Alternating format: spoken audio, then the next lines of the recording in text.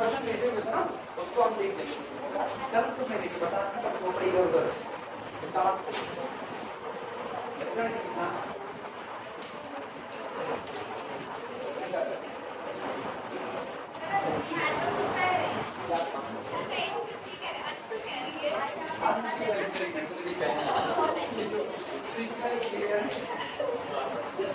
sequence AM is null sequence is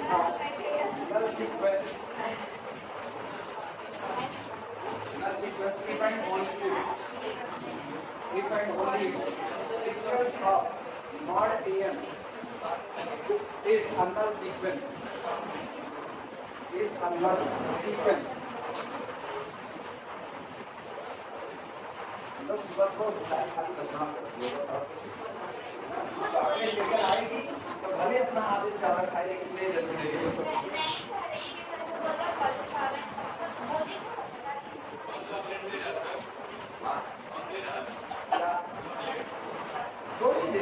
कौन दे रहा है सुनो सीक्वेंस ए नल सीक्वेंस होगा if and only if sequence mod a null sequence ठीक मतलब अगर आप कह रहे हो कि ये सीक्वेंस 0 पर कन्वर्ट करता है तो ऑटोमेटिकली ये सीक्वेंस भी 0 पर कन्वर्ट करेगा और ये 0 पर कन्वर्ट करता है तो ये भी करेगा।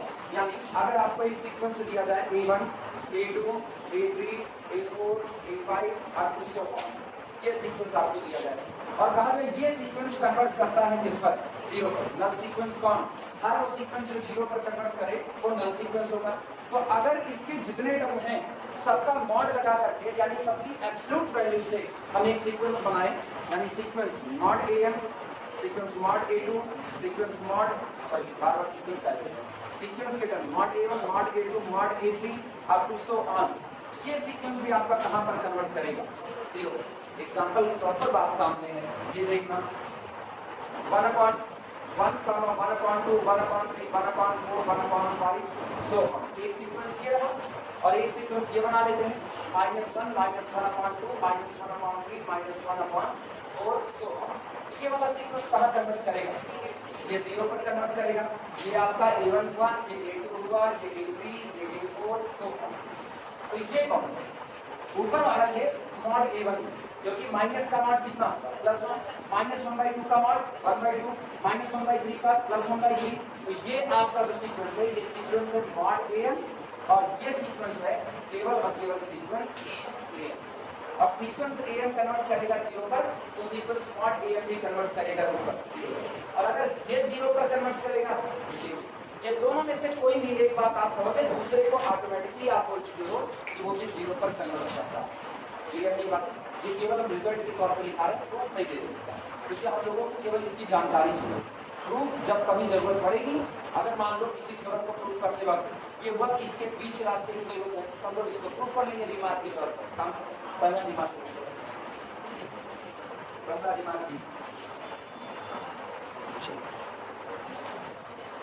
sequence AM is a null sequence if and only if sequence mod AM is also a null sequence.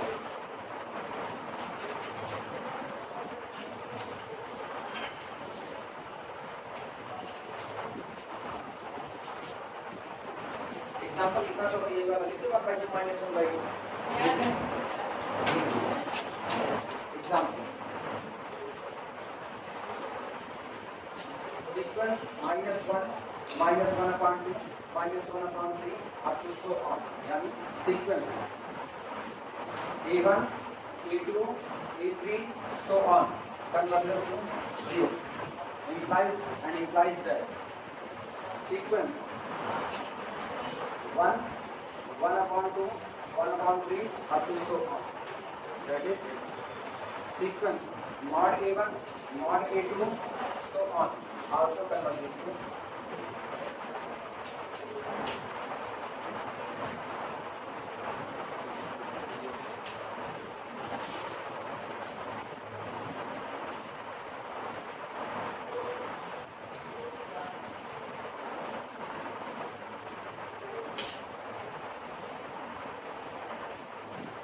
दोनों कन्वर्ट करेंगे सेम लिमिट लेकिन एक बात याद रखना एक के लिए जो सुप्रीमम होगा वो दूसरे के लिए क्या होगा जैसे अगर माइनस वाले की बात करें तो इसके लिए 0 इसका क्या होगा सुप्रीमम होगा और प्लस वाले की बात करें तो 0 इसका कौन होगा, इन्फीमम होगा। नेचर पलट जाएगा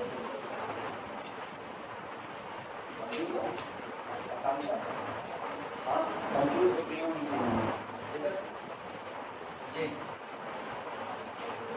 ये बीच में 0 बैठा है। अगर हम माइनस की बात करें तो वो इधर चलते हैं -1, -1.2, -1.3, -1.4 ये इंक्रीज करें और किसकी तरफ आए 0 की तरफ, तो 0 इसका क्या बन जाएगा, सुप्रीम। लेकिन गौर करो जब तुम इसमें माइनस से मल्टीप्लाई करके सबका मॉड लगा दिए, पॉजिटिव कर दिए, तो ये पूरी पट्टी ऐसे उठ करके इधर बैठी। आप सोचो अब ये लोग घटते हुए नजर आए, तो अब यही 0 जो अब तक सबसे आगे बैठा था वो सबसे पीछे हो चुका है, तो अब यही क्या बन चुका है,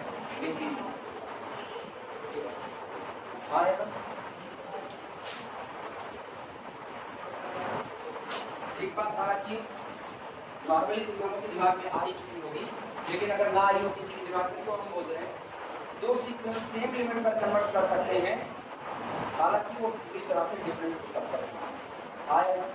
दोनों सीक्वेंस में कोई भी टर्म कॉमन ना हो उसके बावजूद भी वो सेम लिमिट पर कन्वर्ट कर सकते हैं। एग्जांपल सामने 1, 1/2, 1/3 सो ऑन, ये सारे पॉजिटिव हैं, और -1, -1/2, -1/3 सो ऑन, ये सारे कैसे नेगेटिव। दोनों में हर टर्म डिफरेंट है, लेकिन उसके बावजूद भी कन्वर्ट किस पर कर रहे हैं, 0 पर जा रहे हैं। तुम चाहो तो खुद से भी बना सकते हो अपनी मर्जी से, जैसे अच्छा दो सीक्वेंस ऐसे बना, दोनों ही पॉजिटिव हैं लेकिन दोनों ही सेम लिमिट पर कन्वर्ट करें, एलिमेंट डिफरेंट बनाओ। 1 + 1/n ये हो गया, और कौन सा 1 + 0.01 1 + 0.01 की पावर 2 फिर कॉमन, तो इस तरीके से ठीक बन सकते हैं। ये बना लो, ये भी बन जाएगा 1 - 1/n, ये और ये सारे कहाँ पर कन्वर्ट करेंगे, 1 पर कन्वर्ट करेंगे, 0 पर कन्वर्ट करेंगे, सारे 1 पर कन्वर्ट करेंगे। इस तरीके से अगर चाहो तो 2 पर कन्वर्ट करने वाला 3 पर सारे बता सकते हैं। कहने का केवल एक मतलब है कि दो सीक्वेंस डिट्टो डिफरेंट होने के बावजूद भी सेम लिमिट पर कन्वर्ट कर सकते हैं। यानी अगर दो सीक्वेंस सेम लिमिट पर कन्वर्ट कर रहे हैं तो कोई जरूरी नहीं है वो सीक्वेंस आपस में बराबर हो भी सकते हैं, नहीं भी, उनमें कुछ टर्म बराबर हो सकते हैं, उनमें इनफाइनाइट टर्म बराबर हो सकते हैं, लेकिन जिस दौरान इनफाइनाइट टर्म बराबर हो रहे होंगे उसी दौरान इनफाइनाइट टर्म बराबर नहीं हो रहे। एग्जाम्पल के तौर पर 1, 1/2, 1/3, 1/4, 1/5, सो ये रहा। इसका सब सीक्वेंस बना लो, इसका सब सीक्वेंस 1/2, 1/4, 1/5, 1/6, 1/8, सो अब गौर करो इन दोनों में ऐसा है कि पहला दूसरे का प्रॉपर सब्स्टिट्यूट, तो बहुत सारे टर्म इसमें एक बराबर है। कितने टर्म एक बराबर है, इनफाइनाइट टर्म एक बराबर। और आप ऐसा नहीं कह सकते हो कि इसका कोई टर्म ऐसा है जो इसके बराबर ना हो, कह सकते हो 1 does not equal to 1/2, 1/3 does not equal to any term, कोई किसी के बराबर नहीं होगा। तो इनफाइनाइट टर्म ऊपर वाले के पास ऐसे मौजूद है जो इसके बराबर नहीं है, और ऊपर वाले के पास इनफाइनाइट टर्म ऐसे मौजूद है जो इसके बराबर है। एक ही बार में दोनों बातें हो, ठीक इस तरीके से जैसे मर्जी वैसा सीक्वेंस आप बना सकते हो। अब ये बातें ना लिखी नहीं जाती, ये बातें याद रखी जाती है, क्योंकि अगर इतना सब कुछ लिखेंगे तो वास्तविकता में खाली एक ग्रंथ तैयार हो जाएगा अच्छा खासा, और ऐसे तो हर एक नई बात निकलती जाएगी, हर एक नई बात।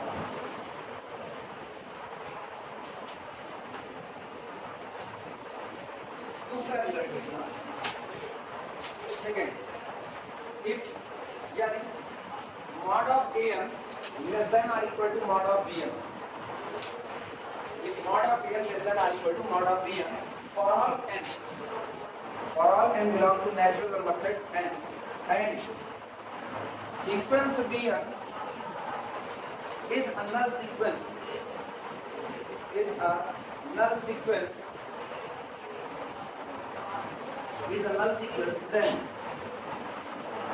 sequence an is also null sequence।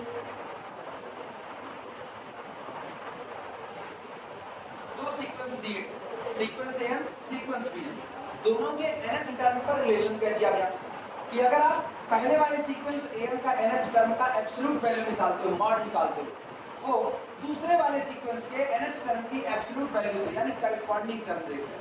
इसका पहला तो इसका पहला, इसका दूसरा तो इसका दूसरा, करस्पॉन्डिंग टर्म के मॉड में अगर बी के हर एलिमेंट का मॉड ए के हर एलिमेंट के मॉड से बड़ा या बराबर बैठता है और ये जो बड़े वाली है ये वाला सीक्वेंस आपका कहाँ कन्वर्ट करता है, जीरो पर, तो ये छोटा भी कहाँ पर कन्वर्ट करेगा, जीरो पर ही कन्वर्ट करेगा। अब एग्जाम्पल चाहो तो खुद से बना सकते, एक ही एग्जाम्पल रखते हो दिया आपके पास 1, 1/2, 1/3, 1/4, 1/5, so on, ये अपने पास है। अब इसमें से तुम सीक्वेंस बनाओ जिसमें से कुछ ऐसा हो कि mod of a n less than mod of b n, दो सीक्वेंस इसमें से बनाओ, बनाए जाए। सुनो, पहला बना सीक्वेंस बी एन बड़े का क्या बनाया जाए, 1/, तो उसी दौरान ना सीक्वेंस ए एन बनाते रहो। इसका पहला टर्म क्या है, इसका 1/3, ये बड़ा ये छोटा, हाँ है ना, ये वाला टर्म बड़ा है तो इसको इसमें भर दो बी एन में, और पहला वाला टर्म इसके जस्ट बाद वाला 1/3 छोटा होगा 1/2 से, उसको भर दो किसमें, ए एन। ये सताना है, आप सामान रख दिए हो और सामान आप रियल नंबर की लाइन पर रखे हो, रियल नंबर की लाइन पर 1, 1/2, 1/3, 1/4, 1/5 सो ऑन, घटते हुए क्रम में रखे हो। अब एक टर्म निकालो और बी एन में रखो, और दूसरा उसके बाद वाला उससे छोटा होगा तो वो पहला टर्म बन जाएगा किसका, ए एन का। अब अगला वाला निकालो, वो बनेगा किसका, बी एन का, और अगला वाला किसका बनेगा, ए एन का। तो इसका मतलब 1/2 इसको दिए तो इससे छोटा 1/3 इसमें दिए। आप बताने के बीच का रिलेशन ये है, 1/3 लेता है 1/2, ऐसे देखना चाहिए। इसके बाद 1/4, इससे छोटा कौन, इसके बाद 1/6, और इससे छोटा कौन, 1/6, चलता गया। अब ये वाला सीक्वेंस पता है कि ये सीक्वेंस कहाँ कन्वर्ट कर रहा, आगे इस बात बिना सोचे बोले ये भी कहाँ आया ना, इसको ऊपर वाले को करस्पॉन्डिंग टर्म को तुमको कहना पड़ेगा, करस्पॉन्डिंग टर्म ऐसा हो रहा है, अगर ऐसा हो रहा है बिल्कुल मान सकते हो, होगा वो ना, लेकिन तब इसका 1 लेना तो इसका 1/2 लेना, ठीक, फिर इसमें 1/2 लेना तो इसमें 1/3 लेना, इसमें 1/3 लेना तो इसमें 1/4 लेना, इस तरीके से चलना है, ठीक।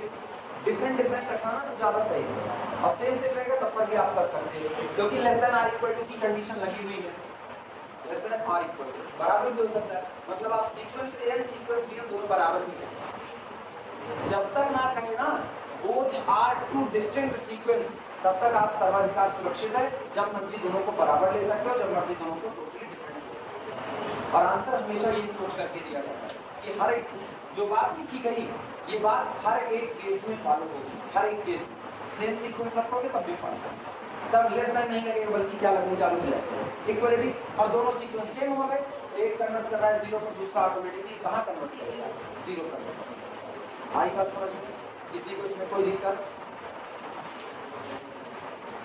तीसरा result number 3 algebra of limit, सब जानते हैं, बस एक जगह इकट्ठा।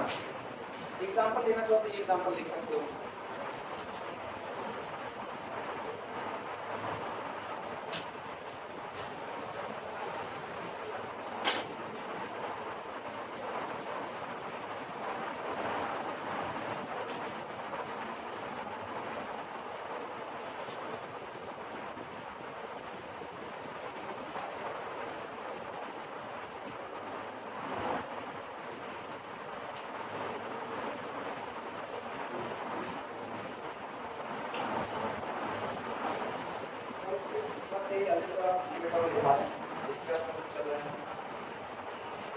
फर्स्ट और क्लास सेम यूज करेंगे।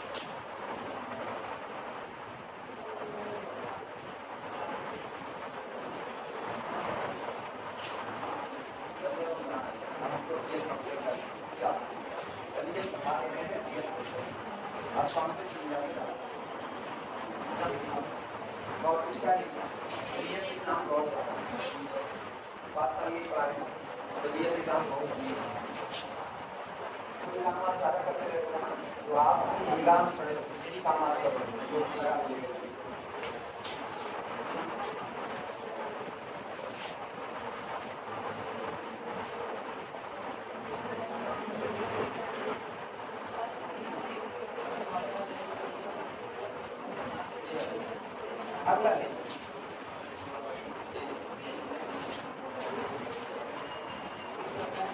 साथ विकास जायसवाल है।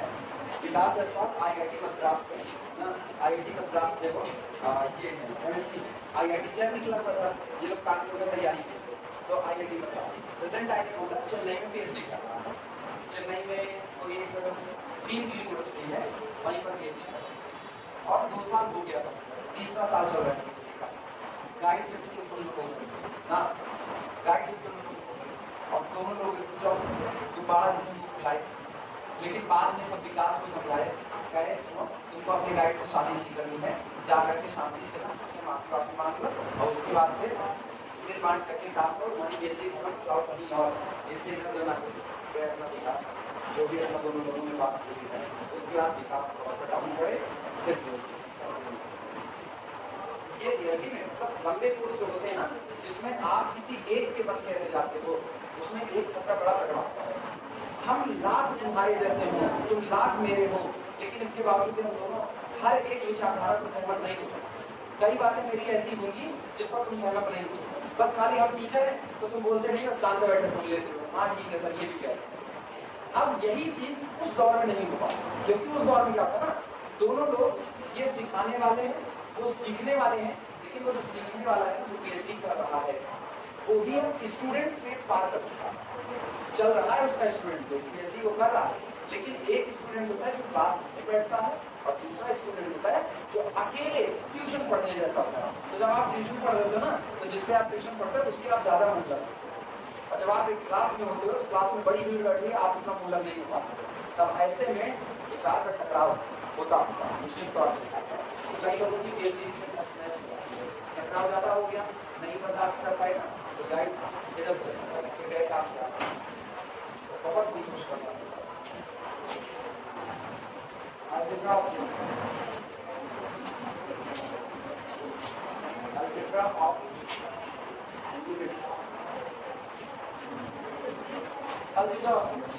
दो सीक्वेंस हम ले रहे हैं और मान रहे हैं कि दोनों सीक्वेंस पर्टिकुलर किसी लिमिट पर कन्वर्ट कर रहे हैं, ये हम मान रहे हैं। माना एक सीक्वेंस AN है जो कि स्मॉल a पर कन्वर्ट करता है, एक सीक्वेंस BN है जो स्मॉल b पर कन्वर्ट करता है। मतलब ये जितनी बातें हम लिख रहे हैं ना, ये तब के लिए लिख रहे हैं जब आपको दिए गए दोनों सीक्वेंस की लिमिट एग्जिस्ट कर रही है, तब के लिए ये बातें लिखी आप। Let sequence AN and sequence BN are such that, माना सीक्वेंस AN और सीक्वेंस BN इस तरीके के सीक्वेंस है कि limit n approaches to the infinity AN is equal to A and limit n approaches to the infinity BN is equal to B। मतलब आपका पहला सीक्वेंस AN A पर कन्वर्ट कर रहा है और दूसरा सीक्वेंस BN B पर कन्वर्ट कर रहा है, तो नीचे जो बातें लिखी जा रही हैं ये बातें सही हैं। पहली बात इसी को बोलते हैं अलजेब्रा ऑफ लिमिट। क्या लिमिट के बारे में पढ़ रहे हो, कैसी कैसी लिमिट हो सकती है। सबसे पहला limit of AN plus BN जहां n approaches to the infinity is equal to A plus B is equal to, कहने का मतलब ये है, अब इसका मतलब सुनो, अगर आपका एक सीक्वेंस AN कन्वर्ट करता है किसी लिमिट A पर, दूसरा सीक्वेंस BN कन्वर्ट करता है किसी लिमिट B पर, दोनों लिमिट एग्जिस्ट करती है तभी कन्वर्ट करेगा। ये A पर कन्वर्ट किया, ये किस पर किया, B पर। अब अगर आप इन दोनों को जोड़ते हो, इन दोनों का जोड़, तो सीक्वेंस AN प्लस क्या बनेगा, BN। या तुरंत शुरुआत में सम ऑफ सीक्वेंस बता चुके हैं।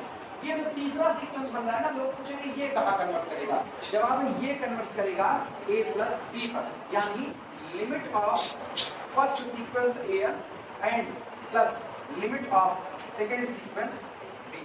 दोनों सीक्वेंस की लिमिट को जोड़ दो, जो नंबर निकल करके आएगा आपका तीसरा बना हुआ सीक्वेंस उसी लिमिट पर जाकर के कन्वर्ट करेगा। आई बात समझ। लेकिन अब ध्यान देना, इसका कन्वर्स पार्ट सही नहीं होगा, कन्वर्स पार्ट सही नहीं। अगर आपसे किसी ने कहा कि सीक्वेंस AN प्लस BN की लिमिट एग्जिस्ट करती है, सीक्वेंस AN प्लस BN की लिमिट एग्जिस्ट करती है, तो क्या सीक्वेंस AN और सीक्वेंस BN की भी लिमिट एग्जिस्ट की होगी? जवाब है कोई जरूरी नहीं। वापस बात समझना, ये बहुत जरूरी रिमार्क है। अगर सीक्वेंस AN की लिमिट एग्जिस्ट करती है, यानी ये कन्वर्ट करता है पर्टिकुलर किसी लिमिट A पर, अगर सीक्वेंस bn की लिमिट एग्जिस्ट करती है यानी ये कन्वर्ट करता है b पर। लिमिट एग्जिस्ट करने का मतलब सीधा सीधा होता है कि वो लिमिट फाइनाइट है। इनफाइनाइट आ गई ना, डाइवर्जेंट है, वो लिमिट एग्जिस्ट कर रही है लेकिन वो कोई नंबर नहीं है, इसीलिए उसको एग्जिस्टेंस नहीं है। ठीक, अगर सीक्वेंस a की लिमिट एग्जिस्ट करती है और फाइनाइट है यानी a पर कन्वर्ट करता है, bn की लिमिट एग्जिस्ट करती है और फाइनाइट है यानी b पर कन्वर्ट करता है, तो इनको जोड़ने से बना हुआ जो सीक्वेंस होगा al प्लस bn, वो सीक्वेंस कन्वर्ट करेगा किस पर, a प्लस b। लेकिन अगर आपका सीक्वेंस यानी जो तीसरा सीक्वेंस है, सीक्वेंस an प्लस bn, वो किसी लिमिट पर आकर के कन्वर्ट करता है, तो कोई जरूरी नहीं है कि सीक्वेंस an और सीक्वेंस bn भी कन्वर्ट किया, कोई जरूरी नहीं। एग्जांपल देखिए, अभी हम यहीं पे लिख रहे हैं converse of this theorem need not be true. हम एक सीक्वेंस बना रहे हैं 1 2 3 4 5 सो एक सीक्वेंस ये बना। अगला सीक्वेंस बना रहे हैं -1 -2 -3 -4 -5 सो। जरा इन दोनों का जोड़ बताओ क्या होगा। इन दोनों का जोड़ एक कांस्टेंट सीक्वेंस होगा, कौन सा, 0 0 0 0 0 सो ये होगा। और एक कांस्टेंट सीक्वेंस वही कन्वर्ट करता है जो उसका टर्म है, यानी ये पूरा सीक्वेंस कन्वर्ट किया किस पर, वास्तविकता में ये सीक्वेंस आपका है सीक्वेंस an प्लस कितना bn, ये कन्वर्ट कर रहा है किस पर, 0 पर। इसकी लिमिट एग्जिस्ट कर रही है लेकिन ना तो ये कन्वर्जेंट है ना तो ये डाइवर्ज कर रहा है किसकी तरफ, प्लस इंफिनिटी, और ये किसकी तरफ, माइनस। काउंटर एग्जांपल मौजूद है आपके पास, तो हमेशा याद रखना, if sequence an converges to the a, sequence bn converges to the a, then third sequence which is the sum of these two, sequence an plus bn also converges to a plus b। वो उन दोनों limit के सम पर convert करेगा। But if limit of sequence an plus bn exists does not implies limit of an exists limit of bn, वो उन दोनों के एग्जिस्ट करने की गारंटी नहीं है। इतनी बड़ी बात लिखने से अच्छा हम लोग लिखते हैं converse of never need not be. आई बात ये लिख करके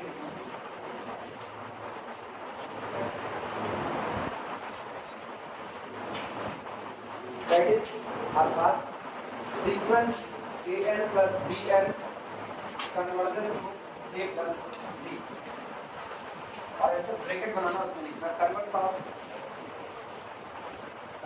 of ever need not be true, need not be true, लेकिन इसका उल्टा सही नहीं हो सकता, मतलब हो भी सकता नहीं भी हो सकता, दोनों बात।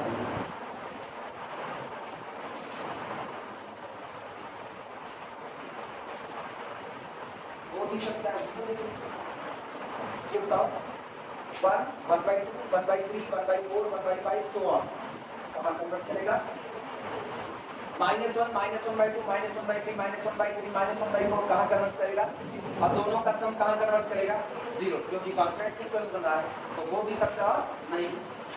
For example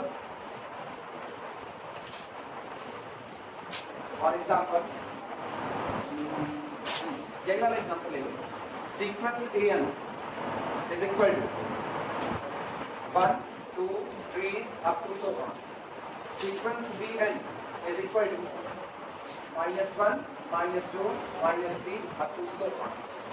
Here sequence an plus bn is equal to sequence 0 0 0 up to so on, और ऐसे दिखा देना converges to 0, but neither sequence an nor sequence bn convergent, ना तो an convergent है ना तो bn convergent है, उसके बावजूद इन दोनों का सम convergent है।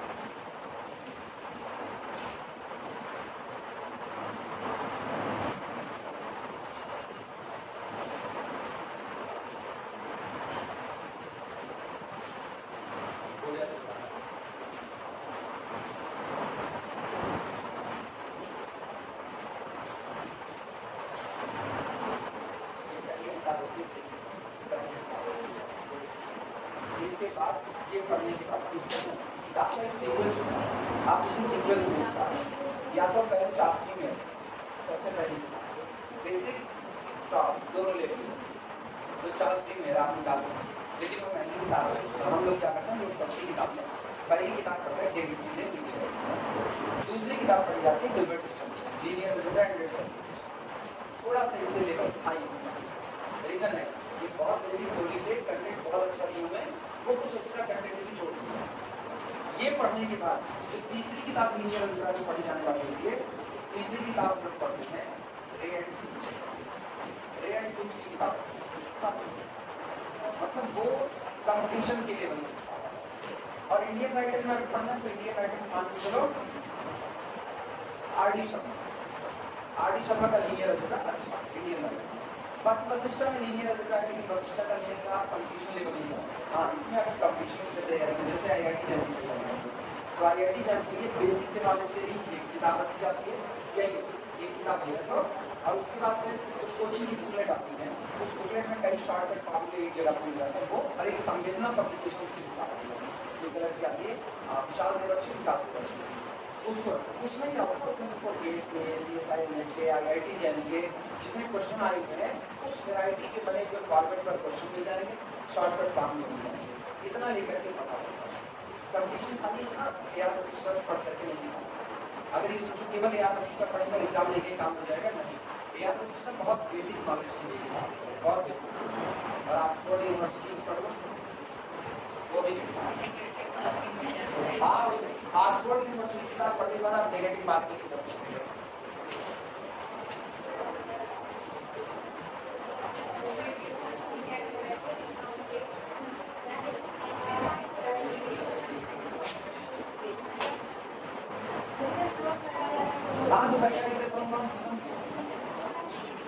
पूरा नहीं कि कौन खत्म किया, अभी सुनना ही तुम लोग ना बहुत ना आ रहे हैं।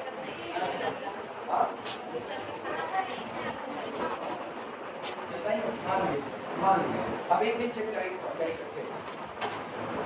अगला लिखो दूसरा limit of an minus n approaches to infinity. बोलो ये किया क्या? दूसरा कंप्लीट किए? दूसरा लेक्चर कैंसर सवा दो सही है।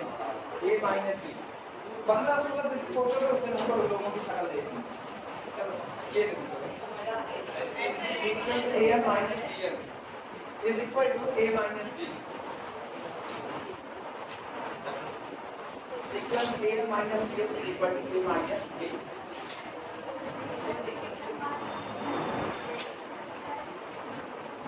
और इसमें भी कन्वर्स सही नहीं होगा। एक एग्जांपल तुम लोग बता दो। नहीं अभी अपना टर्म लिखा है, जब आप लिमिट निकालते हो अगर डिग्री में बंद करके लिखा है तो ये लिखा है sequence an minus bn also converges to a minus b, तब ये लिखा रहेगा। अभी तुम लिमिट अप्लाई करके ना टर्म के ऊपर लिमिट अप्लाई करके n में टर्म पे लिमिट लगाओ, nth टर्म पे जो लिमिट लगने के बाद आपको वैल्यू मिलेगी वो आपकी लिमिट होगी, तो वो ऐसे लिखा होगा। डिब्बे में लिखना है तो इस तरीके से लिखना converse of above need not be true, need not be true। इसका उल्टा सही नहीं होगा। एग्जाम्पल बताओ बताओ 1 2 3 1 2 3 ठीक, ये आपका है सीक्वेंस an, ये सीक्वेंस bn, और यहाँ पता चल रहा है an minus bn constant sequence है, उसकी लिमिट 0 है, लेकिन ना तो an ना तो bn दोनों में से कोई कन्वर्स नहीं कर रहा। लिखना sequence an minus bn is equal to 0 0 so on convergence to 0, but आगे बात जोड़ देना neither sequence an convergent not sequence bn, आगे जोड़ देना neither sequence an not sequence bn CGD दोनों ही कन्वर्जेंट नहीं। हाँ हम तो हम थोड़े जहां पर कांस्टेंट सीक्वेंस में 1 आ जाए। अब तो ऐसा बनाना जिसमें कांस्टेंट सीक्वेंस 1 आ जाए। अगर 1 पे कन्वर्ट करना है देखो ये और ये दोनों के बीच में एक का अंतर रखो। इस सीक्वेंस में हम ले रहे हैं इस सीक्वेंस को, या फिर दोनों के बीच में 2 का अंतर करना, 2 4 6 8 तो इवन वाला, इधर ऑड वाला, 3 का 3 3 3 6 3 का 9 बढ़ने लगेगा 3 5 7 9 16। अब अगर इनको देखा जाए तो ये डाइवर्स करता है किसकी तरफ, ये डाइवर्स करता है किसकी तरफ, तो प्लस और दोनों का माइनस कर दो तो सीक्वेंस AN माइनस BL ये आपका कैसा सीक्वेंस, कांस्टेंट सीक्वेंस कितना भाई ऐसे बताओ AN माइनस BL 2 में से 3 गए, 4 में से 5, 6 में से 7, 8 में से 9, ये कहाँ कन्वर्ट करेंगे। तो सोचो sequence AN minus BL convert कर रहा लेकिन neither sequence AN converging not sequence BL converging. Example दोनों लिखिए ना, एक जिसमें दोनों सेम है तब पर, एक जिसमें दोनों डिफरेंट है तब पर। इस तरीके से जो सीक्वेंस चाहो ऐसा बना सकते हो कि दोनों का डिफरेंस यहाँ कन्वर्ट करा लेकिन दोनों भी डाइवर्जेंट।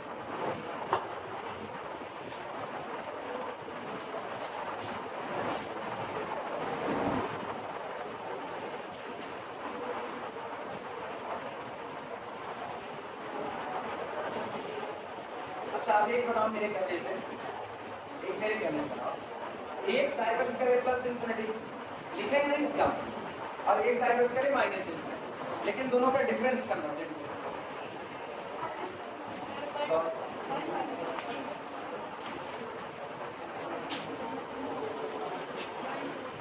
1 2 3 4 -1 -2 -3 अब दोनों का कुछ बढ़ता रहेगा 1 + 1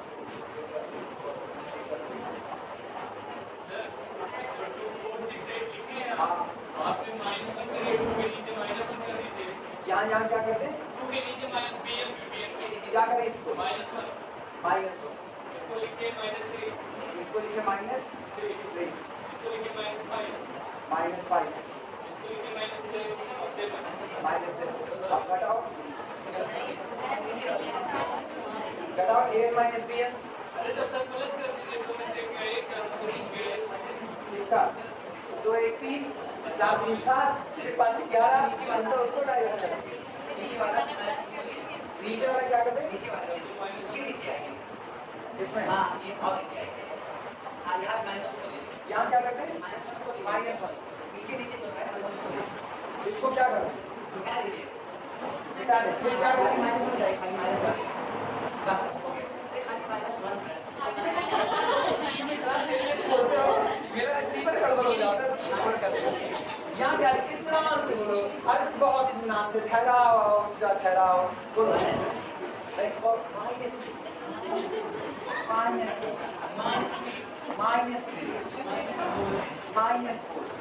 सो ओके अब घटाए तो 1 -+ 2 1 3 इन पर घटाओ 3 2 5 घटाओ 7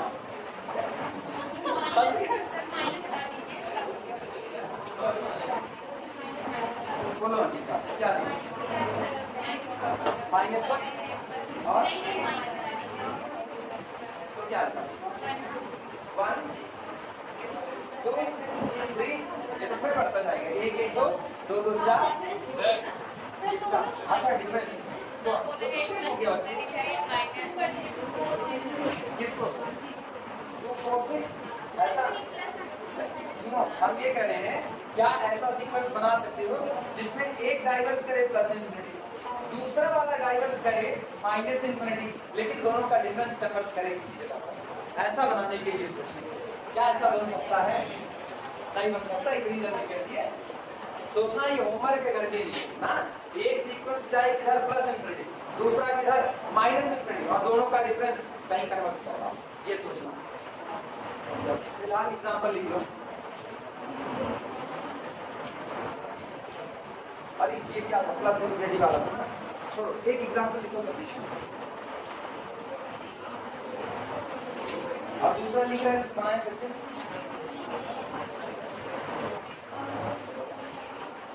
चलें अगला करना है।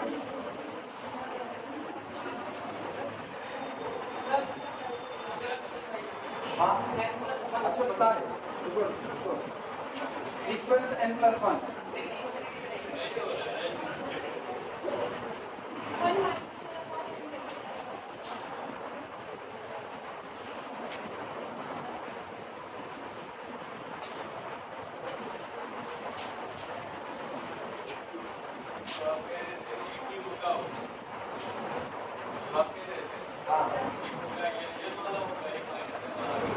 एक है वाला दूसरा माइनस वाला तभी हो सकता है ना।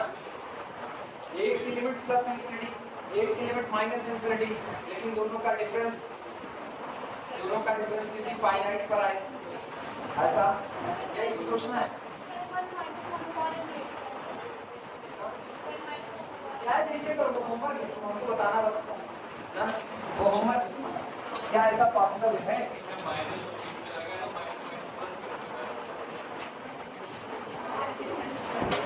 चलो अगला देखो। कितने हुए? 2 में 3 लाइक एग्जांपल नहीं रिजल्ट 3 हो गए। चौथा रिजल्ट है limit n approaches to the infinity mod of an is equal to mod a। कौन सा कितने रिजल्ट हो गए?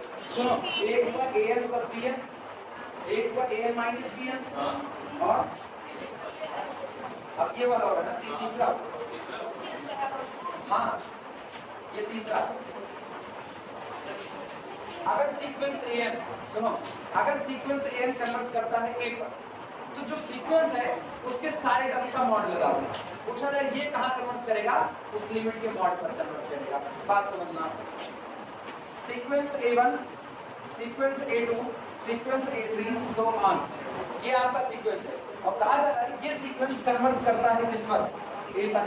अब कहा ये गया अगर हम इस सारे सीक्वेंस के जितने टर्म हैं सबका एब्सोल्यूट वैल्यू लेकर के सीक्वेंस बना लें, यानी sequence mod a1, mod a2, mod a3 up to so on, ये सीक्वेंस बना लें। तो ये सीक्वेंस कहाँ कन्वर्ट करेगा? जब आप इसकी लिमिट निकालने नहीं जाएंगे, जो ऊपर वाले की लिमिट है उसी के मॉड ऑफ a पर आएगा।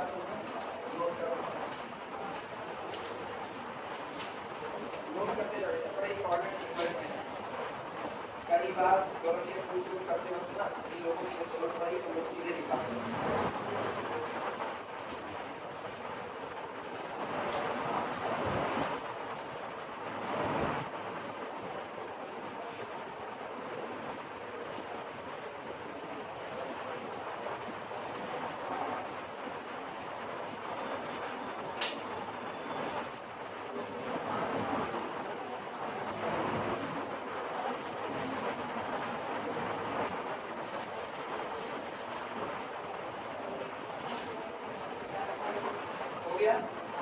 अगला लिखो फिर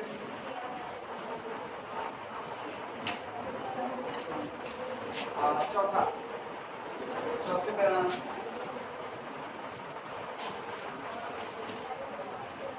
limit n approaches to the infinity k into an। अगर आपका जो सीक्वेंस दिया गया है उसके हर टर्म पर आप किसी नंबर k का मल्टीप्लाई करो, तो जो लिमिट है जहां वो कन्वर्ट करेगा पुरानी वाली लिमिट भी कितना हो जाएगी? k टाइम्स हो जाएगी। This is equal to k into ये, यानी कहने का मतलब ये है if our sequence an converges to the small a then our sequence k into an converges to the k into a। ये सारी बातें प्रूव की जाती है लेकिन बीएससी फर्स्ट ईयर में, यहाँ हमको तुरंत याद करना है, बस रिकॉल कर ले, बस कितना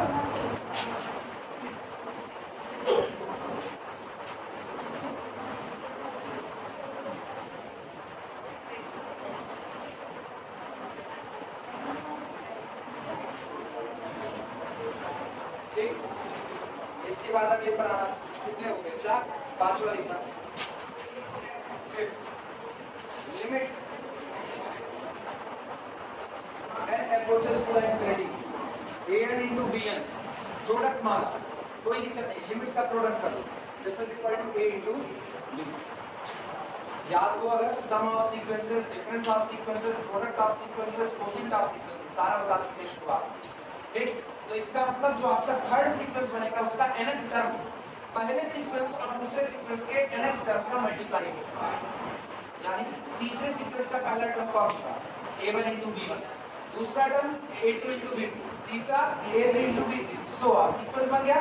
पहला सीक्वेंस आपका कन्वर्ट करता है a पर, दूसरा करता है b पर, तो दोनों के प्रोडक्ट बना हुआ तीसरा सीक्वेंस कन्वर्ट करेगा उनकी लिमिट के प्रोडक्ट पर, a into b है। नोट करो।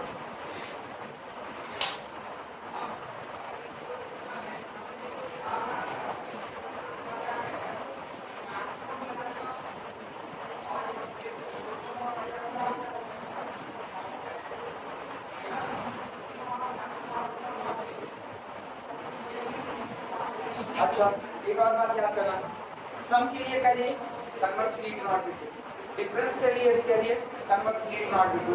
याद करो, प्रोडक्ट कुछ और नहीं होता, एक तरीके का सम नहीं होता, तो इसका मतलब यहाँ भी वो बात आई होगी कन्वर्सली टू नॉट बिटू। लिखो conversely to not Bittu,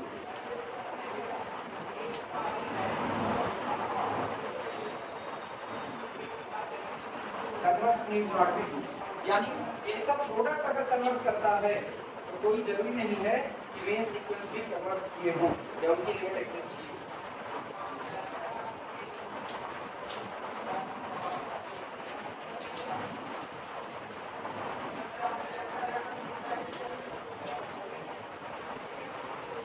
example सुनो, एग्जाम्पल अपने दिमाग में सोचना। अब प्रोडक्ट की बात है तो प्रोडक्ट में एक जगह पर बवाल बसता है जहां पर प्लस माइनस पैदा होना चालू हो जाता है, याद आया? तो हम लोग एक काम करते हैं, एग्जाम्पल ले लेते हैं, -1 की पावर n लिखा, sequence an is equal to sequence -1 to the power n, और पता है इसकी लिमिट एग्जिस्ट नहीं करती, क्योंकि एक बार क्या देगा, इवन पर +1 और ऑड पर -1, limit not exist, limit n approaches to the infinity, -1 to the power n is equal to +1 -1, that is equal to even or that is equal to odd. Similarly sequence bn is equal to फिर वही -1 to the power n, again limit does not exist, लेकिन हम कर रहे हैं but sequence an into bn is equal to sequence -1 to the power n into -1 to the power n, that is -1 to the power 2n, and this is equal to 1 to the power n। आया, इसको दिक्कत लगी, 2n है, इसको लिख सकते हो -1 की power 2 upon to the power कितना n, ये हो गया कितना +1 1 टू दी पावर n, मतलब आपका क्या बन गया, constant sequence 1, and this converges to the। आप सोचो प्रोडक्ट कन्वर्ट कर रहा है लेकिन दोनों सीक्वेंस कन्वर्ट करें इसकी गारंटी नहीं है, वो कैसे हो गए, ऑक्सिलरी नेचर। लिख लो एग्जांपल सामने मौजूद है।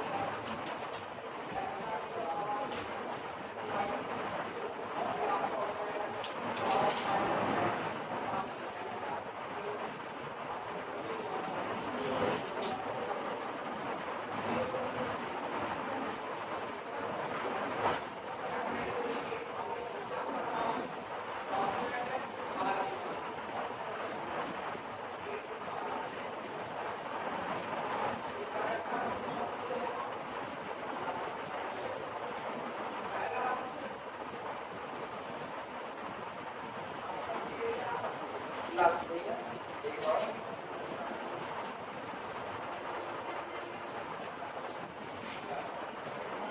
कितने हो गए हैं, 5 हो गए, पिछले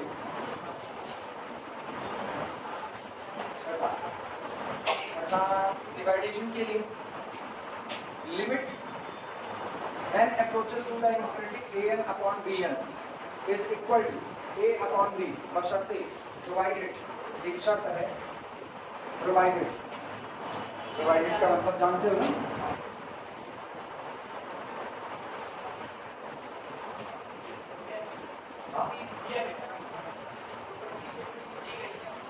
नहीं प्रोवाइडेड तो होता है, एक होता है प्रोवाइड कराना, नियुक्ति करना, ना, और एक प्रोवाइड होता है जिसको आप मतलब बशर्ते, मतलब एक फाउंडेशन के साथ। तो यहाँ वाला जो प्रोवाइड है ना, ये बशर्ते ना, तुम आना तो मेरे घर, बशर्ते तमीज से आना, धमकी के साथ। तो इसका मतलब जैसे कहते हैं ना, बारात लेकर के आइएगा तो, लेकिन पियक्कड़ मत लाइएगा ना, वो रोक लगी होती है। या कई लोग होते हैं जो पुराण गुण होते हैं और कहते हैं हाथी है तरह बराते जा, चाहे औलाद ना जाए, चाहे अगर हाथी बिदक जाए तो इनको सूर में लपेट के कहीं और ले चला, लेकिन जाएंगे हाथी बैठ के जाते। फिर मेरे नानी के घर में ना, मेरी नानी के यहाँ पे मेरी मम्मी के बाबा थे, वो बहुत पुराना थे ना। हम लोग मजाक मजाक में कहते हैं, हम क्या हंसा बहुत तो ठीक कह रहे थे ना, मजाक मजाक में कहते हैं ऐसा, जबकि बोलो ना पाते, देखे ही नहीं हम लोगों को बताते हैं। वो इतने पुराना थे, वो जितनी शादियां किए कहते थे हाथी जरूर जाएगा। पता नहीं क्या मतलब, हाथी शादी करवाओगे, हाथी जरूर जाएगा, हाथी लेकर के जाते थे। वो भी हद होती, बस और कुछ नहीं। शौक बड़ी चीज होती, कई लोग कहते हैं ना शौक बड़ी चीज होती है, 10,000 की दारू पी जाएंगे, शौक मतलब घर में नहीं गाना अम्मा चली, क्या होता है ऐसे कुछ एक घर में नहीं गाना। हाँ अब मैं भूलिए यार, कुछ था हिंदी का मुहावरा है, एक तो कंगाली में आटा गीला, वो तो अलग है। नहीं नहीं नहीं, वो एकदम नहीं बैठ रहा। हाँ ऐसा कुछ है, हाँ यही है, नहीं गाने अम्मा चली बजाने। provided b does not equal to 0। शर्त ये है कि जो आपका दूसरा वाला सीक्वेंस है ना, दूसरे वाले सीक्वेंस में b आपका नॉन जीरो होना चाहिए। एक बात, एंड नो एनी, ये भी शर्त है, no any bn equal to 0, और आपका कोई भी टर्म इक्वल टू 0 नहीं होना चाहिए। ये भी, ये बताओ अगर मैं एक सीक्वेंस ले लिए 1 2 3 4 सो ऑन, अगर हम सीक्वेंस ले लिए 1 0 1 0 सो ऑन, क्या इसमें डिवाइडेशन डिफाइंड होगा? 1/1 तो ठीक है, 2/0, 3/1 तो ठीक है, 4/0 नहीं। तो आपके सीक्वेंस का कोई भी टर्म 0 नहीं होना चाहिए। तो दोनों शर्तें यहाँ पर लगी। कभी कभी किताब में एक ही शर्त देखने को मिलती है, लेकिन कुछ किताबें वो दोनों शर्तें लिखती है। तो ये दोनों शर्तें, आपके दूसरे सीक्वेंस में कोई भी टर्म आपका 0 नहीं होना चाहिए, एक बार, और जो दूसरा वाला सीक्वेंस है जिससे आप डिवाइड लगा रहे हो उसकी लिमिट भी 0 नहीं होनी चाहिए, तभी ये बात है। लेकिन बात फिर वही है, डिवाइडेशन भी एक तरह का प्रोडक्ट होता है, और प्रोडक्ट में हम लोग कह चुके हैं converse need not be true, तो यहाँ भी converse need not be true लिख देना, converse need not be true, need not be true, यानी an/bm की लिमिट आ सकती है, लेकिन कोई जरूरत नहीं सीक्वेंस an और सीक्वेंस bm की लिमिट आए। कैसे? एग्जांपल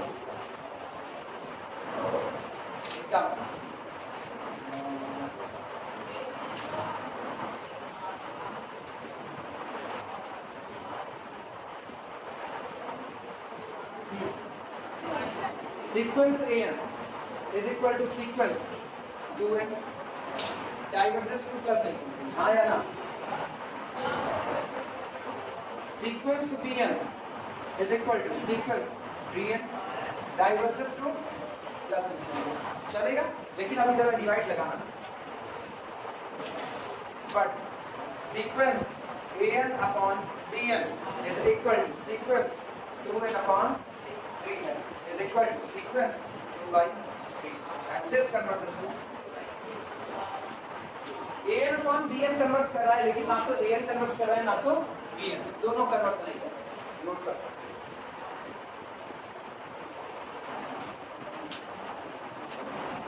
ये ऐसे आगे बढ़ते हैं,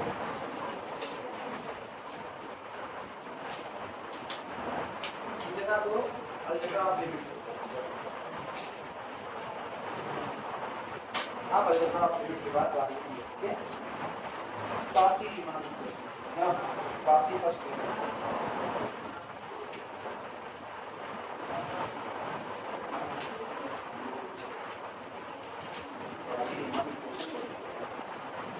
वो मिलेगा कॉम्प्लेक्स कासी रीमान इक्वेशन।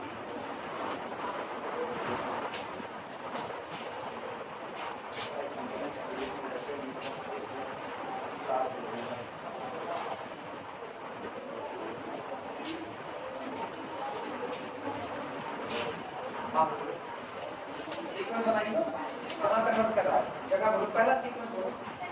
अरे तुम पहला सीक्वेंस बोलो तो समझ आएगा, तुम पहला बोलो तो सही। n+1 n+2 so on, infinity पर कन्वर्ट करें, डाइवर्स करें। और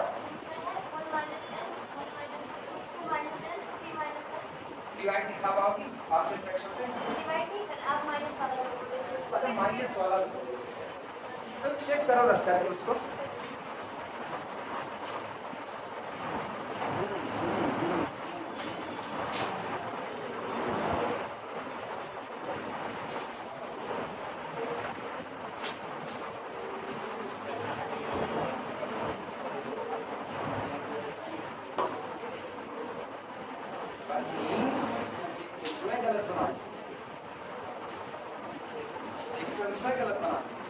तुम सीक्वेंस में पहले टर्म रख 1 माइनस है, दूसरा रख 2 माइनस है, तीसरा रख 3 माइनस है।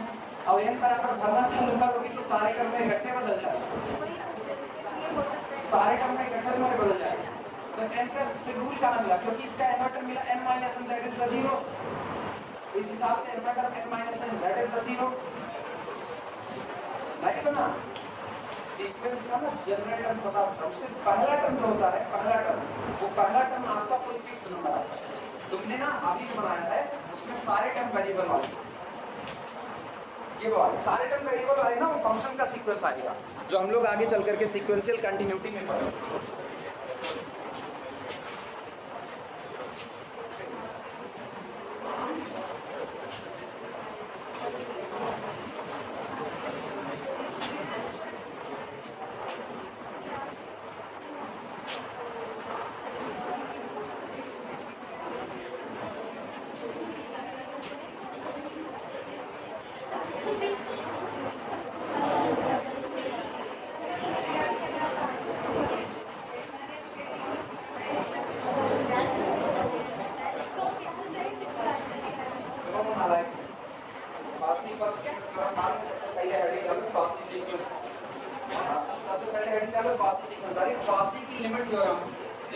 के लिए लगाएंगे उससे पहले क्वासी का सीक्वेंस भी तो पढ़ना पड़ेगा।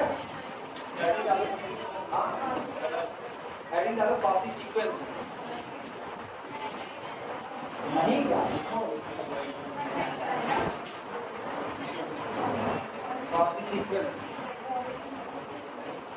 ये मतलब मिडिल की क्लास का जो मैं टाइम में नहीं पढ़ा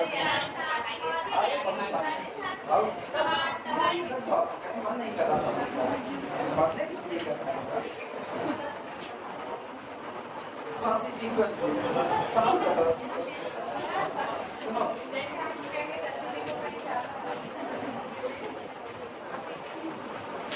याद है ना क्वासी सीक्वेंस, याद है क्वासी सीक्वेंस कौन? हर का हलवा, हर की दाल ना, ये सारे क्वासी सीक्वेंस। हाँ क्या है येलो नहीं था ना। सुनो क्वासी कहते हैं, क्वासी सीक्वेंस किसको कहा जाता है? और वो सीक्वेंस जो कन्वर्जेंट होते हैं क्वासी सीक्वेंस। अब कन्वर्जेंट सीक्वेंस के ऊपर इनकी डेफिनेशन आती है।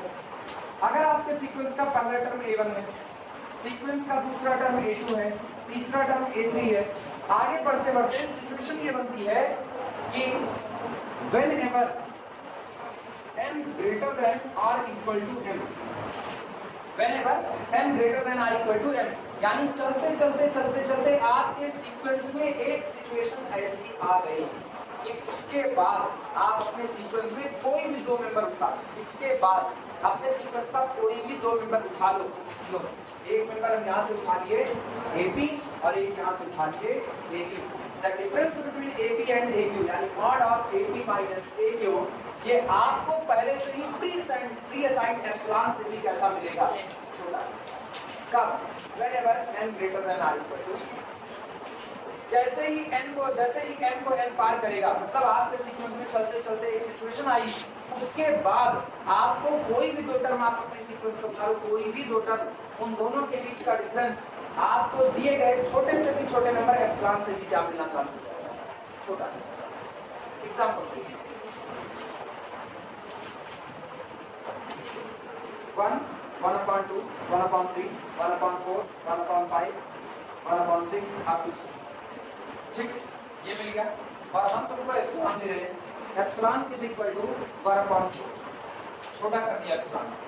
अब हमको ये देखना, अगर मेरा सीक्वेंस कॉसी है तो कहीं ना कहीं मेरे सीक्वेंस में एक सिचुएशन बनेगी जिसके बाद किसी भी दो टर्म का डिफरेंस निकालोगे वो 1/4 से कम ही बनेगा, ज्यादा नहीं बनेगा। अब इन दोनों का डिफरेंस बताओ, 1/2, दैट्स ग्रेटर देन 1/4। इसका मतलब अभी दूसरे टर्म पर वो सिचुएशन नहीं है। तीसरे पर आओ, तीसरे के बाद 1/3 1/2 का अंतर 1/6, 1/4 से छोटा है बड़ा, छोटा है बड़ा, छोटा। अच्छा, इसका मतलब यहाँ पर ऐसी सिचुएशन बन रही है कि तीसरे टर्म के बाद से ऐसी सिचुएशन है कि अब दोनों का डिफरेंस लेस देन 1/4 बनना चालू हो गया है। आओ देखते हैं ये बात कब तक सही होती है। इधर से लो 1/5 और इसके बगल लो 1/6, 1/5 1/6 का डिफरेंस 1/30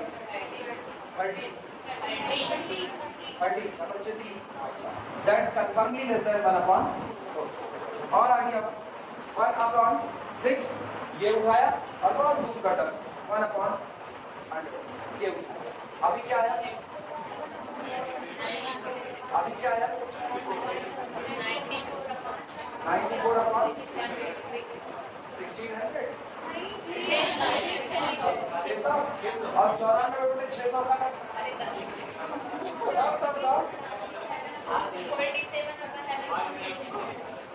तब कितना 47/300 और 1/4 से कम या ज्यादा यही बताओ, 1/4 से कम।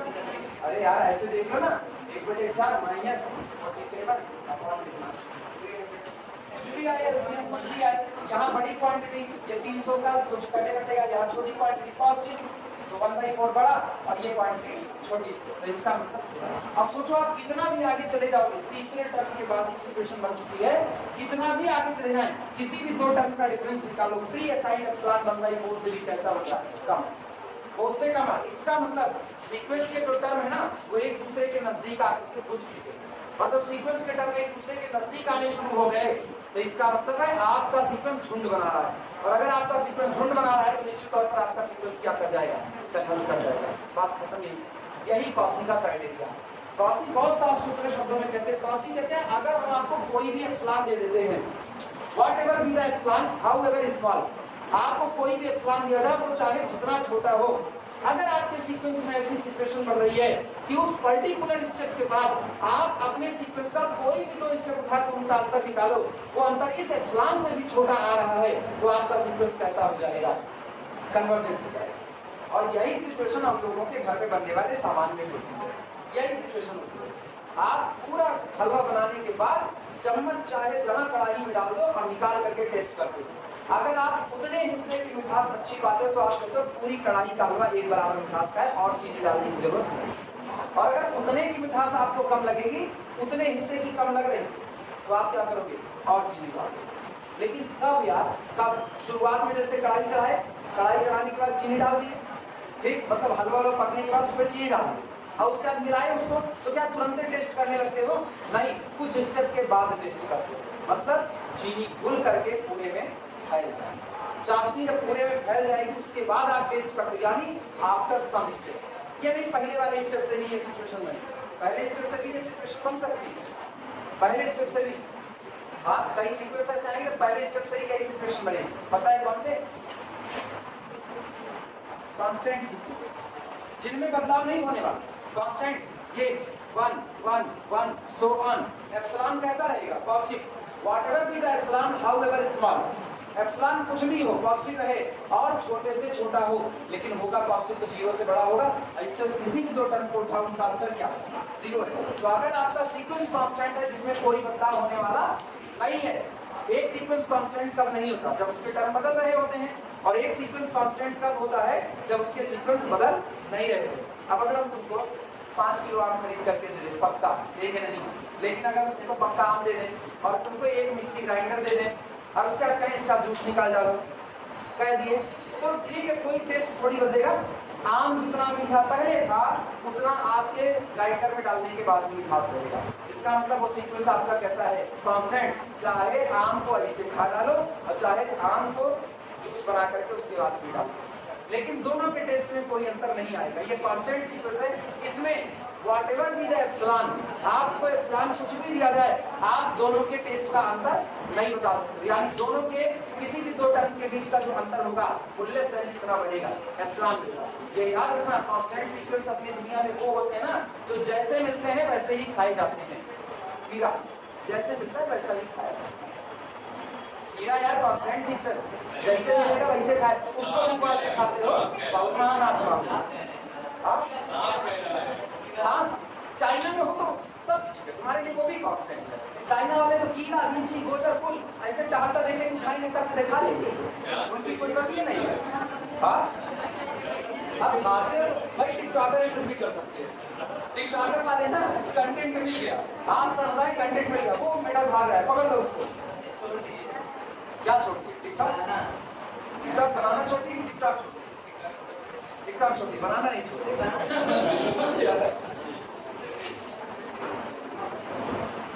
टिकटॉक नहीं बनाओगे, चिंगारी बनाओगे, कुछ तो बनाओगे।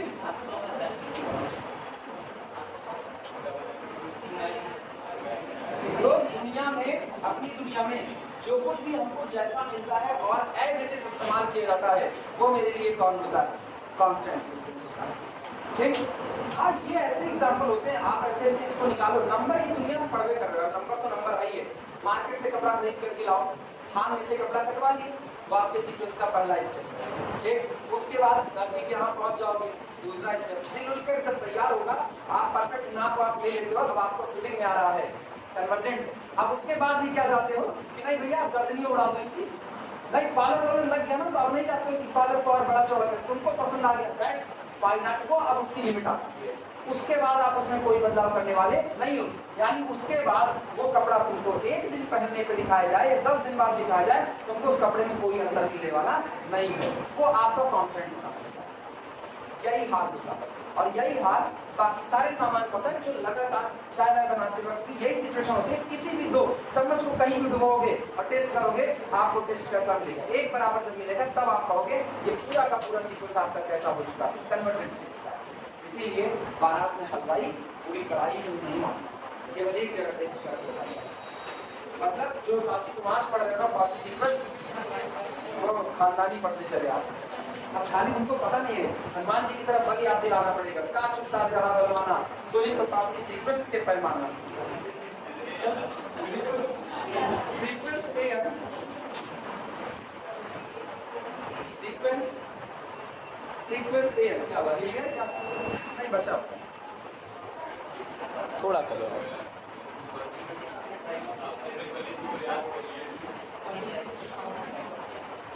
नहीं स्टैंड तो भी लगा ना, नहीं हम ही कांस्टेंट का है, हम भी डोले इधर उधर। Sequence A is quasi sequence.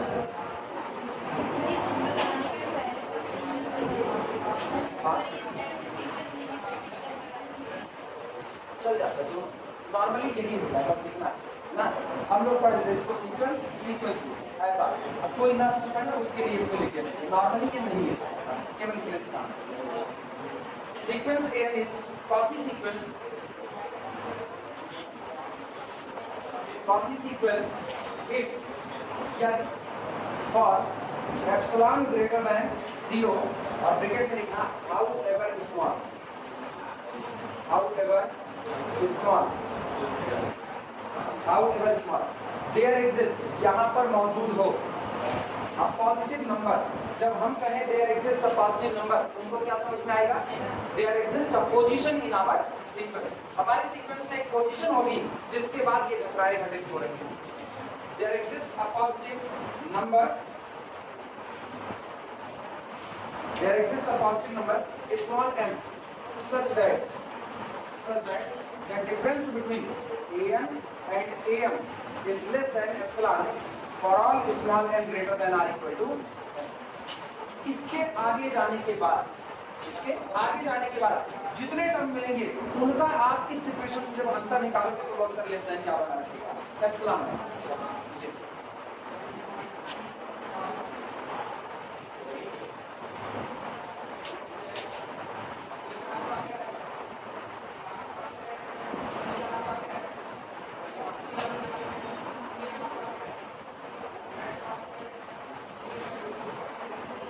Quasi का क्राइटेरिया है। कॉसी बहुत सीधी बात, पता है ये तुमको भले मुश्किल लगा हो, ये इतना आसान क्राइटेरिया है, इसको तुम एक लाइन में सीधे सीधे पढ़ सकते हो कि मेरा सीक्वेंस कॉसी सीक्वेंस उसी दिन होगा जब मुझको दिए गए किसी भी एप्सिलॉन के लिए मुझको मेरे सिचुएशन में एक ऐसी पोजीशन मिल जाए कि जिस पोजीशन पर मौजूद टर्म का आगे बैठे हुए किसी भी टर्म से डिफरेंस इस दिए गए एप्सिलॉन से छोटा है। इसका मतलब ये तभी होगा ना जब ये लोग एकदम बंध गए होंगे नजदीक में, और या तो ये पूरा सीक्वेंस क्या रहा होगा कांस्टेंट, क्योंकि कांस्टेंट लोगों के बीच में डिफरेंस कितने का होता है 0 का। जब सारे लोग ही कांस्टेंट हैं, उनके बीच में कोई डिफरेंस ही नहीं है, तो क्या भी एप्सिलॉन दिया जाए पूछे कितने का अंतर है दोनों लोगों में 0 का। कितने का अंतर है 0 का। हम कह रहे हैं अंतर 1/4 से कम रखो, उसको तो प्रकृति बनाइए उसका अंतर कितना हो गया 0। तो आप कह रहे हो 1/4 से कम रखने का, मेरे रखने की चीज नहीं है। हम किसी चीज में अंतर कम तब करेंगे जब वो मेरे द्वारा बनाई जाए।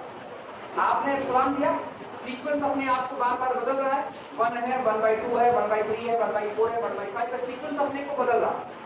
जब सीक्वेंस अपना नेचर, अच्छा कोई आदमी अपना नेचर बार बार बदल रहा है और तुमको कहना है क्या उस आदमी से ये काम करवा पाओगे, तुम तुरंत आवामी नहीं हो सकते। तुमको कहना पड़ेगा यार हम कोशिश करेंगे, हो गया तो ठीक है, नहीं हुआ तो देखा जाता। मतलब सामने वाला आपको एक एप्सिलॉन दे रहा है, एप्सिलॉन इज इक्वल टू 1/4। क्या आपके सीक्वेंस के कुछ स्टेप के बाद ऐसी सिचुएशन बनेगी सीक्वेंस में कि किसी भी दो टर्म के बीच का अंतर लेस देन 1/4 निकले, तो आप कहोगे रुको हम देख के आओगे, आप सीक्वेंस में दौड़ जाओगे। अगर सीक्वेंस में चलते चलते एक टर्म मिला कि उस टर्म के बाद किसी भी दो टर्म का अंतर निकालो वो लेस देन एप्सिलॉन आ रहा है, तो इसका मतलब आप लौट करके आओगे बताओगे कहोगे हाँ ऐसा हो रहा है, ये सीक्वेंस कन्वर्ज हो सकता है। वो आदमी फिर तुमको एक सीक्वेंस चिपकाएगा, एप्सिलॉन इज इक्वल टू 1/10। अब एप्सिलॉन इज इक्वल टू 1/10 लगा दिया, फिर तुमसे कहा क्या अब हो पाएगा, फिर तुम उसको कहो तो तुमको हम देख के आते हैं, फिर भागो अपने सीक्वेंस के अंदर में। और याद है ना जितना एप्सिलॉन छोटा उतना पीछे टर्म छूटते जाएंगे, याद आ रहे हैं। अगर एप्सिलॉन जितना छोटा होता जाएगा उतने ज्यादा टर्म आप बाहर छोड़ रहे हो, किसके L माइनस एप्सिलॉन से L प्लस एप्सिलॉन के बाहर। क्लियर हुआ? हाँ। और इस इंटरवल में कितने पॉइंट आएंगे 5। इसीलिए वहां लिमिट की डेफिनेशन पर मेहनत की जाती है, यहाँ सब आसान है। थ्योरम लिखना,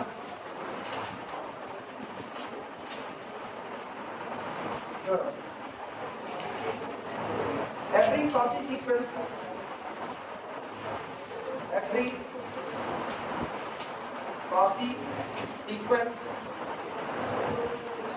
is convergent.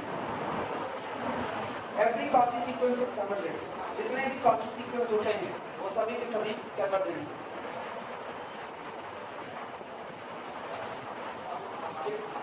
तीन लाइन का प्रूफ है, इनके प्रूफ जरूरी, ये इंपॉर्टेंट थ्योरम है, इनके प्रूफ जरूरी। ये मीट्रिक स्पेस में क्या कराएगी आप, मीट्रिक स्पेस में नहीं होता, मीट्रिक स्पेस में बात बदलेगी, वहाँ दायरा होता है। देखना हम लोग मानते हैं, हमको कहना है कि दुनिया में जितने Cauchy सीक्वेंस होते हैं वो सारे कन्वर्जेंट हैं, तो ठीक है हम एक सीक्वेंस को मान लेते हैं कि माना वो सीक्वेंस Cauchy है। अगर वो सीक्वेंस Cauchy सीक्वेंस है तो अब हमको साबित करना पड़ेगा कि उसकी लिमिट एग्जिस्ट करेगी। लिमिट एग्जिस्ट करने का मतलब है limit of n finite number आए, तब आप कहते हो लिमिट एग्जिस्ट कर रही है। चलो let sequence n is Cauchy sequence.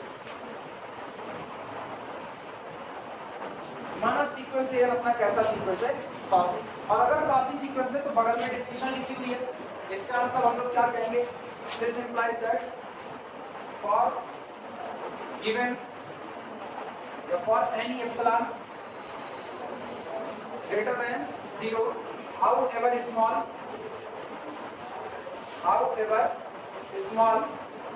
there exists small m, there exists positive integer small m such that बोलो क्या लिखें, mod of a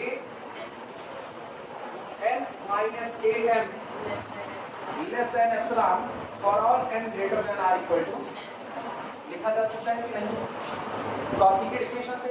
अब 2 मिनट रुकना, इधर देखो, अब इसको ना थोड़े चालाकी से लिखने जा रहे हैं, यानी this implies that mod of a n minus a m minus 0 less than epsilon।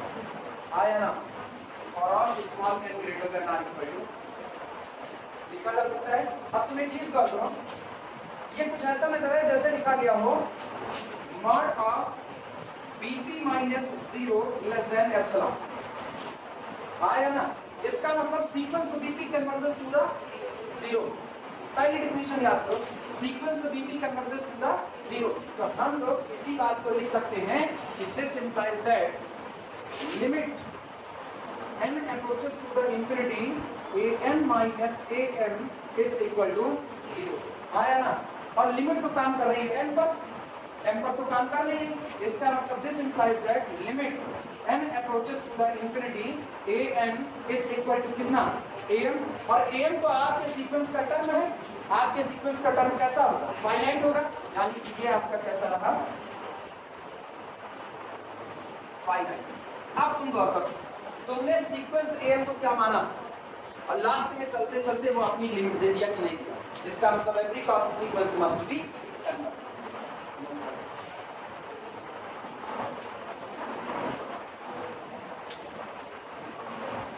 Every quasi sequence must be converge. अब ये ना दूसरी वाली हो नहीं पाएगी जो इसी पर इसको दूसरा इसका उल्टा, every convergent sequence is quasi. ये दोनों साथ साथ बनती है। Every convergent sequence is quasi and every quasi sequence is convergent. लेकिन बस यही है, मैट्रिक स्पेस की दुनिया में अपनी कहानी बताएगी, वहां पे बताएंगे क्यों वहां पर ऐसी दिक्कत आती है। फिलहाल किसी पर